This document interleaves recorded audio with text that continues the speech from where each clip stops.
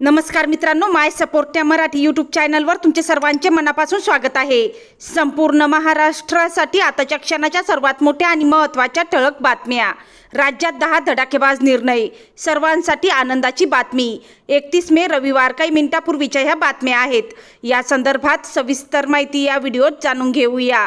तत्पूर्वी तुम्ही माय सपोर्ट या मराठी यूट्यूब चॅनलवर नवीन असाल तर खाली दिलेल्या लाल रंगाच्या सबस्क्राइब बटनावर क्लिक करा आणि समोरील बेल आयकॉन क्लिक करा, जेणेकरून महाराष्ट्राच्या ताज्या बातम्या तुमच्यापर्यंत सर्वात आधी पोहोचतील।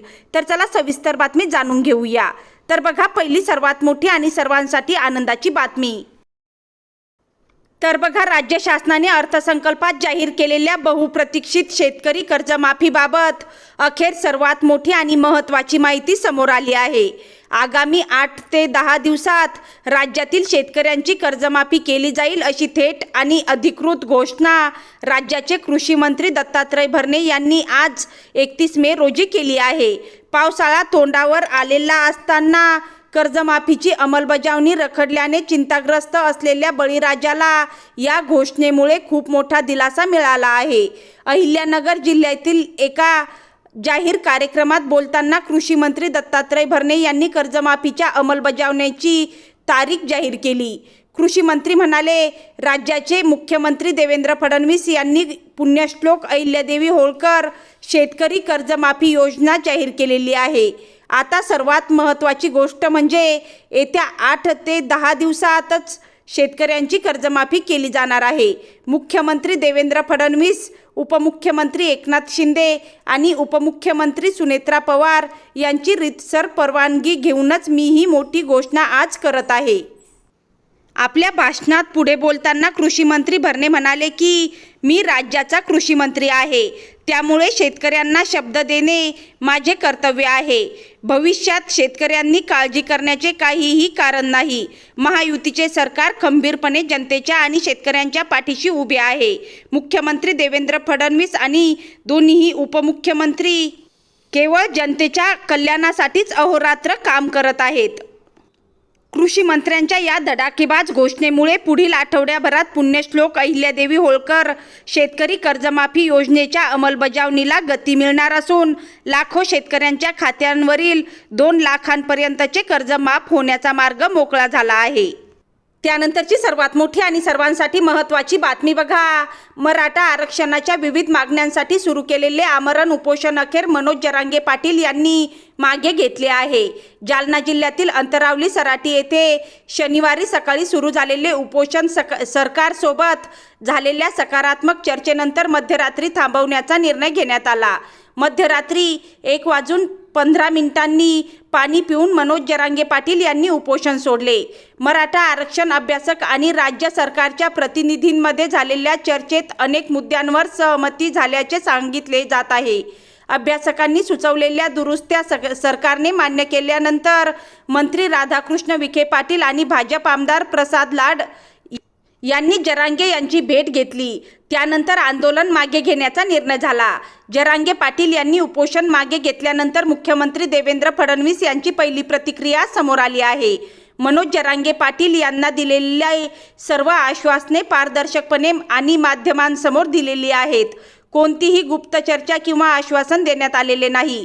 मराठा समाजाला न्याय देण्याची भूमिका सरकारने सातत्याने घेतली असून त्यानुसारच कार्यवाही सुरू आहे, असे फडणवीस यांनी स्पष्ट केले। मंत्री राधाकृष्ण विखे पाटील यांनी मनोज जरांगे यांनी सुचवलेल्या काही सुधारणा स्वीकारण्यात आल्या असून त्या संदर्भातील शासन निर्णय पुढील 2 ते 3 दिवसात जारी केला जाईल, असे स्पष्ट केले आहे। त्यानंतरची सर्वात मोठी आणि महत्त्वाची बातमी बघा, राज्यातील शासकीय आणि स्थानिक स्वराज्य संस्थांच्या शाळांमधील विद्यार्थ्यांसाठी राबविण्यात येणाऱ्या मोफत गणवेश योजनेत राज्य शासनाने अत्यंत महत्त्वाचे आणि क्रांतिकारी बदल केले आहेत। आगामी शैक्षणिक वर्ष 2026-27 पासून या सुधारित नियमांची कडक अंमलबजावणी करण्यात येणार असून विद्यार्थ्यांना शाळेच्या पहिल्याच दिवशी गणवेश उपलब्ध करून देणे आता बंधनकारक करण्यात आले आहे। त्यासोबतच गणवेशाच्या गुणवत्तेबाबत शासनाने अत्यंत कठोर निकष लागू केले आहेत। शालेय शिक्षण व क्रीडा विभागाचे उपसचिव तुषार महाजन यांनी या संदर्भातील महत्त्वपूर्ण शासन निर्णय 29 मे रोजी जारी केला आहे। केंद्र शासनाच्या समग्र शिक्षण अभियानाअंतर्गत इयत्ता 1 ते 8वी मधील सर्व मुली, अनुसूचित जाती व अनुसूचित जमाती प्रवर्गातील विद्यार्थी तसेच दारिद्र्य रेषेखालील कुटुंबातील मुलांना मोफत गणवेशाचा लाभ दिला जातो। तर राज्य शासनाच्या विशेष योजनेतून दारिद्र्य रेषेखालील कुटुंबातील विद्यार्थ्यांनाही या योजनेचा लाभ मिळतो। या सर्व विद्यार्थ्यांना आता नव्या नियमांनुसार गणवेश मिळणार आहे। त्यानंतरची सर्वात मोठी आणि सर्वांसाठी महत्त्वाची बातमी बघा, उद्यापासून जून महिना सुरू होत आहे। त्यासोबतच अनेक महत्त्वाचे आर्थिक आणि प्रशासकीय बदल लागू होणार आहेत। या बदलांचा थेट परिणाम सर्वसामान्यांच्या खिशावर होणार आहे। UPI व्यवहार, ATM वापर, LPG सिलेंडरचे दर, PFचे पैसे काढण्याची प्रक्रिया, आधार अपडेट, पॅन कार्ड नियम तसेच वाहन आणि विमान प्रवासांच्या खर्चात बदल होण्याची शक्यता आहे। UPI पेमेंट नियमांमध्ये मोठा बदल। 1 जूनपासून UPI व्यवहार अधिक सुरक्षित करण्यासाठी नवीन नियम लागू होणार आहेत। आता UPIद्वारे पैसे पाठवताना संबंधित व्यक्तींचे बँकेत नोंद असलेले खरे नाव स्क्रीनवर दिसेल। QR कोड स्कॅन केल्यानंतर किंवा मोबाईल क्रमांक टाकल्यानंतर प्राप्तकर्त्याची अचूक माहिती समोर येणार असल्याने फसवणुकीच्या घटनांवर आळा बसण्यास मदत होणार आहे। त्यानंतरची सर्वात मोठी आणि महत्त्वाची बातमी बघा, ATM व्यवहार महाग होण्याची शक्यता। 1 जूनपासून काही बँक ATM व्यवहाराबाबतचे नियम बदलू शकतात। इतर बँकांच्या ATMमधून मोफत व्यवहारांची मर्यादा कमी होण्याची शक्यता आहे। त्यामुळे रोख रक्कम काढणे, शिल्लक तपासणे किंवा मिनी स्टेटमेंट घेणे यासाठी अतिरिक्त शुल्क भरावे लागू शकते। वारंवार ATM वापरणाऱ्या ग्राहकांवर याचा अधिक परिणाम होऊ शकतो। त्यानंतरची सर्वात मोठी आणि महत्त्वाची बातमी, इराणमधील संघर्षामुळे आंतरराष्ट्रीय बाजारात कच्च्या तेलाच्या किमती वाढल्या आहेत।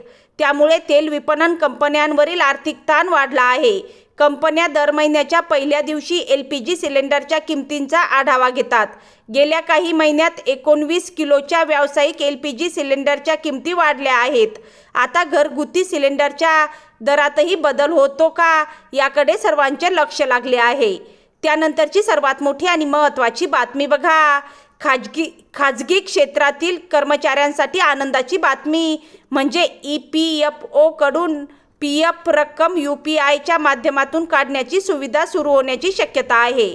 या संदर्भातील चाचण्या जवळपास पूर्ण झाल्या असून सुविधा सुरू झाल्यानंतर गुगल पे, फोन पे आणि पेटीएम सारख्या ॲप्सद्वारे PFची रक्कम थेट बँक खात्यात तात्काळ हस्तांतरित होणार आहे।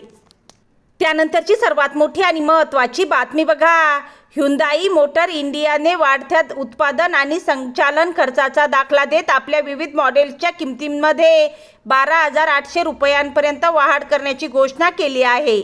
नवीन दर 1 जूनपासून लागू होणार आहेत। त्यानंतरची सर्वात मोठी आणि महत्त्वाची बातमी, विमान इंधन महाग झाल्यामुळे विमान कंपन्यांच्या खर्चात वाढ झाली आहे। त्यामुळे एअर इंडिया आणि इंडिगो यांनी 1 जूनपासून काही देशांतर्गत उड्डाणांमध्ये कपात करण्याची तयारी सुरू केली आहे। ही कपात सुमारे 90 दिवस लागू राहू शकते। परिणामी विमान तिकिटांचे दर वाढण्याची शक्यता आहे। त्यानंतरची सर्वात मोठी आणि सर्वांसाठी महत्त्वाची बातमी, उपमुख्यमंत्री एकनाथ शिंदे यांनी पुण्यश्लोक अहिल्यादेवी होळकर यांच्या 301व्या जयंतीनिमित्त चोंडी येथील कार्यक्रमात हजेरी लावली। यावेळी बोलताना त्यांनी अहिल्यादेवी होळकर यांचे राज्य, त्यांचे लोककल्याणकारी धोरण याचा उल्लेख केला। तसेही काहीही झाले तरी चौंडीचा विकास करण्यासाठी निधीची कमतरता पडू देणार नाही, या ठिकाणचा विकास होईल असे एकनाथ शिंदे म्हणाले। तसेच आपल्या भाषणात ते लाडकी बहीण योजनेचाही उल्लेख करायला विसरले नाहीत। आपल्या भाषणात त्यांनी लाडक्या बहिणींना मोठा दिलासा दिला आहे। तर ह्या होत्या आताच्या क्षणाच्या सर्वात मोठ्या आणि महत्त्वाच्या ब्रेकिंग न्यूज। तुम्हाला जर हा व्हिडिओ आवडला असेल किंवा माहितीपूर्ण वाटला असेल तर कृपया या व्हिडिओला लाईक करा आणि हा व्हिडिओ आपल्या मित्रपरिवारामध्ये शेअर करायला विसरू नका। पुन्हा भेटूया अशाच माहितीपूर्ण व्हिडिओमध्ये।